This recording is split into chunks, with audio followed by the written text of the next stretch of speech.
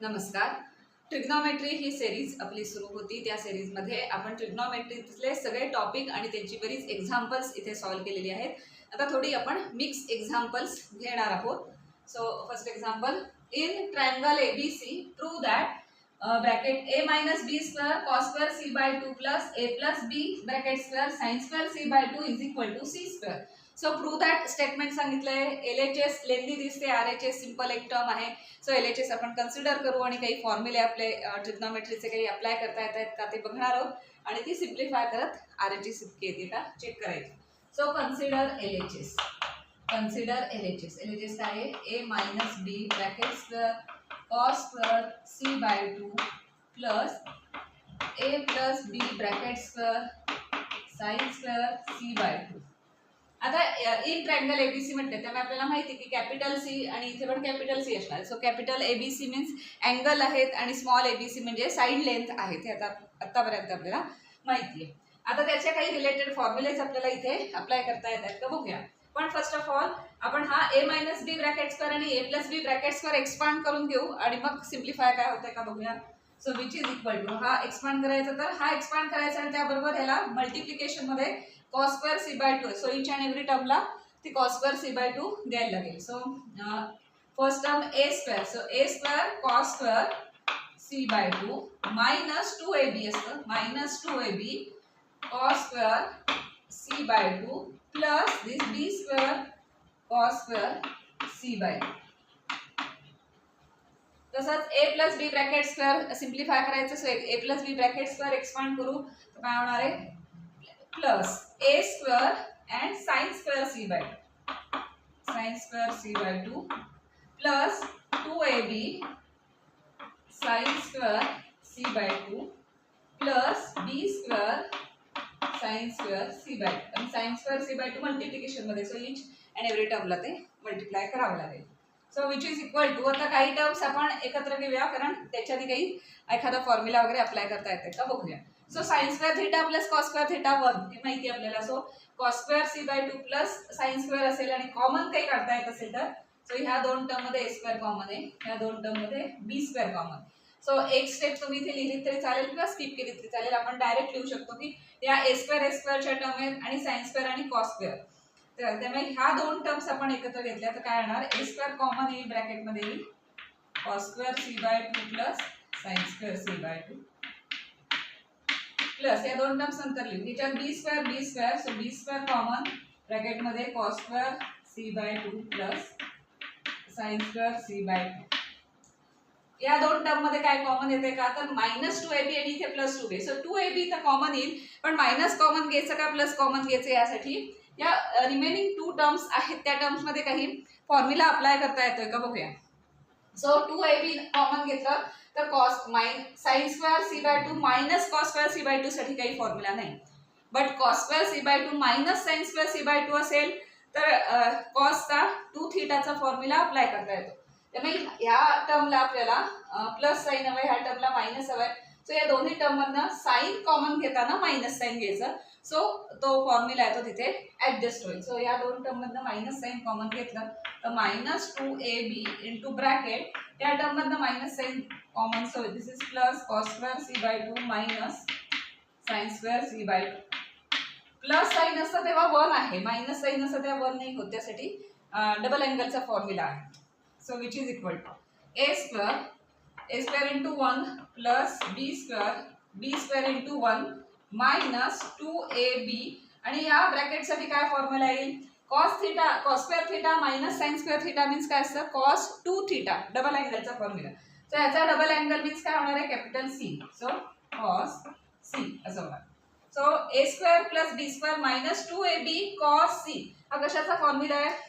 आपण काही थिअरम्स बघितले होते. A square plus B square minus 2ab, sine rule, cosine rule वगैरे आठवत असेल तर ह्या कोसाइन रूल मध्ये या कशाचा फॉर्म्युला आहे? तर इथे A square plus B square असेल आणि हा कॉस सी असेल तर हा सी स्क्वेअरचा formula. So which is equal to C square which is equal to RHS, कारण हेच आपल्याला प्रूव्ह करायला सांगितलं होतं C square. So which is equal to RHS, hence this statement is prove. Next example, solve tan inverse 1 minus x upon 1 plus x is equal to 1/2 tan inverse x square x greater than 0. x positive असतील तर हे statement use करून x ची value काढायची. इथे prove that नाही म्हटले, solve म्हटले. सो x जो काही इथे दिसतो त्या x ची व्हॅल्यू आपल्याला काढायची, सोल्युशन आपल्याला फाइंड आउट करायचं. आता इथे टॅन इनवर्स दोन्ही ठिकाणी आहे, सो आपल्याला टॅन ऑपरेट केल्यावर टॅन इनवर्स वगैरे कॅन्सल होईल हे माहिती आहे. पण इथे 1/2 टॅन इनवर्स आहे, ते थोडंसं आपल्याला तिथे घेता येणार नाही, कारण टॅन ऑपरेट केल्यावर 1/2 टॅन इनवर्स एक्स असेल तर तसं काही डायरेक्ट अप्लाय होत नाही ते. त्यामुळे हा जो कोइफिशियंट आहे तो थोडासा आपण इकडे घेऊया. इथे सुद्धा आला तर 2 टॅन होईल, पण त्यावरून काही आणखीन फॉर्म्युला अप्लाय करता येतोय का आपण चेक करणार. सो आधी आपण हा जो 1/2 आहे तो इकडे आणणार आहोत. सो कन्सिडर धिस स्टेटमेंट, कारण हे स्टेटमेंट सगळं दिलेलं आहे, प्रूव्ह दॅट नाहीये, सॉल्व्ह करायचं आपल्याला. सो हे इक्वेशन म्हणून आपण कन्सिडर करायचं आणि ते इक्वेशन सॉल्व्ह करायचं. So consider this statement, then take 2 to LHS. That implies 2 tan inverse 1 minus x upon 1 plus x is equal to tan inverse x. आता राईट साइड बघितलं तर आता डायरेक्ट टॅन ऑपरेट करता येईल, बिकॉज टॅन आणि tan inverse cancel होऊन तिथे x राहील राईट साइडला. लेफ्ट साइडला तसं डायरेक्ट सिम्प्लिफाय होणार नाही, पण काही 2 थीटा म्हणजे डबल अँगल किंवा ट्रिपल अँगल असे काही फॉर्म्युले अप्लाय करता येतात का बघूया आपण. So operating tan on both sides, we will get tan of 2 tan inverse 1 minus x upon 1 plus x is equal to tan of this tan inverse x. आता right साइडला tan of tan inverse so cancel होईल आणि x राहील. Left साइडला tan of 2 tan inverse, हे मध्ये 2 आल्यामुळे आपल्याला tan आणि tan inverse इथे कॅन्सल होणार नाही. पण ह्या सगळ्याला जर आपण थीटा असं कन्सिडर केलं, ही सगळी टर्म म्हणजे थीटा घेतली तर हे काय होणार आहे, टॅन ऑफ 2 इंटू थीटा, हा सगळा थीटा म्हणतात. सो टॅन 2 थीटाचा फॉर्म्युला आपल्याला इथे लेफ्ट साइडला अप्लाय करता येईल. राईट साइड सिंपल झालेली आहे. सो लेफ्ट साइडला आपण टॅन 2 थीटाचा फॉर्म्युला अप्लाय करूया. 2 थीटा कसा असतो, 2 tan theta upon 1 minus tan square theta. आता थीटा मीन्स किती आहे, एवढी सगळी टर्म म्हणजे थीटा आहे, सो ती केअरफुली लिहूया. So tan of 2 theta, applying this formula, we will get 2 tan theta.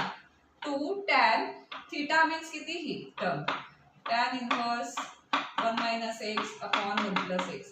So ह्या सगळ्या टर्मला थीटा असं कन्सिडर केल्यामुळे आपल्याला tan 2 थीटाचा फॉर्म्युला अप्लाय करता येतोय. अपॉन 1 मायनस काय tan square theta means theta, tan inverse 1 minus x upon 1 plus x. So tan 2 थीटाचा formula इथे आपण अप्लाय करतोय. 2 tan theta upon 1 minus tan square theta. आता हा sine square, cos square, tan square याच्या properties माहिती आहेत. हे फंक्शनचा स्क्वेअर आहे, त्यामुळे या फंक्शनला ब्रॅकेट घालून त्याचा स्क्वेअर असं आपण म्हणतो. त्यापैकी अजून काही इथे न्यूमरेटरला काय सिम्प्लिफाय होतंय का बघूया.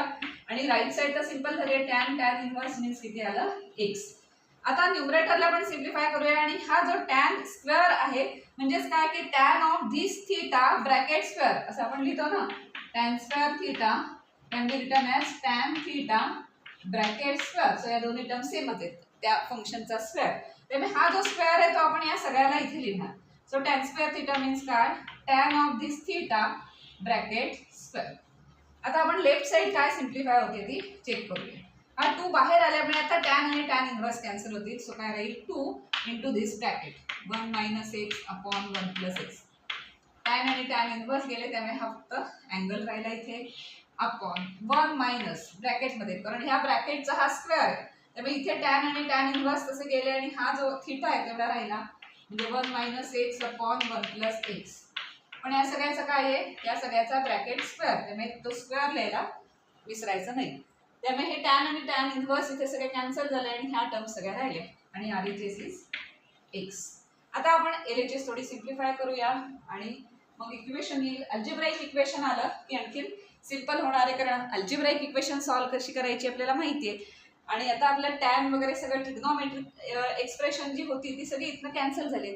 आता येणार आहे ते अल्जेब्राइक इक्वेशन असणार, ते आपल्याला फक्त सॉल्व्ह करायचं. सो हे थोडंसं लिहूया. So 2 into bracket 1 minus X upon this bracket 1 plus X. आता आपण असंच ठेवूया, काही कॅन्सल होतंय का चेक करूया.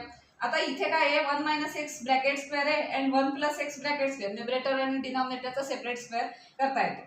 पण 1 मायनस ही टर्म आहे आणि ह्याला डिनॉमिनेटर याला नाहीये, त्यामुळे आपल्याला डिनॉमिनेटर इथे सेम करून घ्यावं लागेल. So 1 plus X bracket square आहे, त्याने याला इथे मल्टिप्लाय करायला लागेल. सो डायरेक्ट केलं तरी चालेल. आता 1 प्लस एक्स ब्रॅकेट स्क्वेअर आहे, त्याला डिनॉमिनेटर इथे यायला हवा. सो 1 ला मल्टिप्लाय केलं 1 प्लस एक्स ब्रॅकेट स्क्वेअरने मायनस याचा न्यूमरेटर काय आहे 1 minus x bracket square upon सगळ्याला डिनॉमिनेटर काय झाला हा 1 plus X bracket square, same denominator झाला. आता काही कॅन्सल होतोय का बघूया. सगळ्या टर्म्स तुम्ही केअरफुली इथे एक्सपांड वगैरे केल्यात नाही तर चेक करा आणि सिम्प्लिफाय करायचं.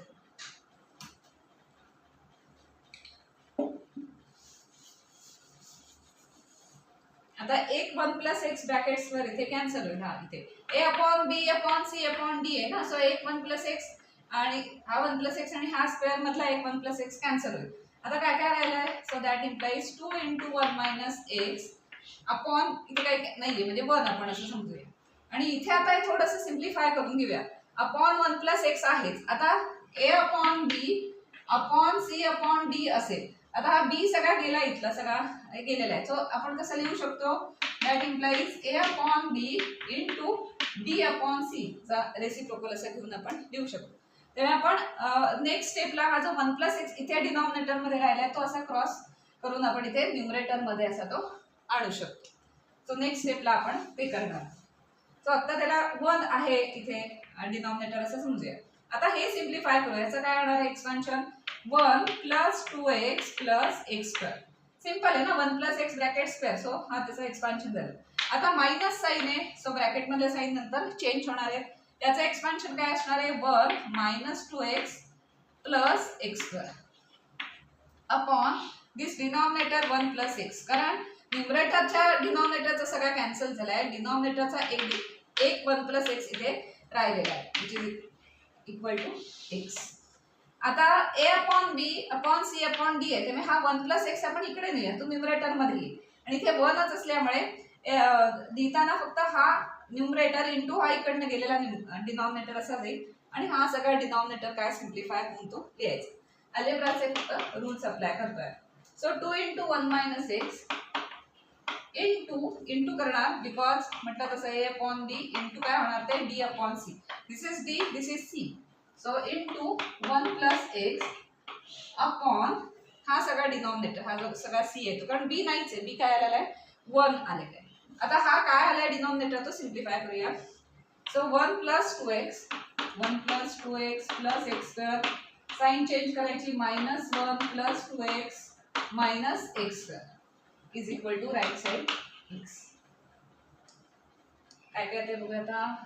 1 1 कॅन्सल झालं, x square 2x plus 2x राहिलं. So that implies 2 × 1 minus x into 1 plus x upon 4x, कारण 2x प्लस 2x राहिलं, बाकी सगळं कॅन्सल झालेलं आहे is equal to x.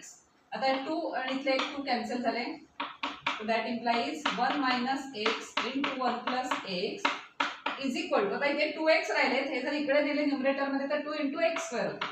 So 2 × x square, हा x × x स्क्वेअर आणि हा 2 असं सगळं आपण राईट साईडला तिथे नाही डिनॉमिनेटर.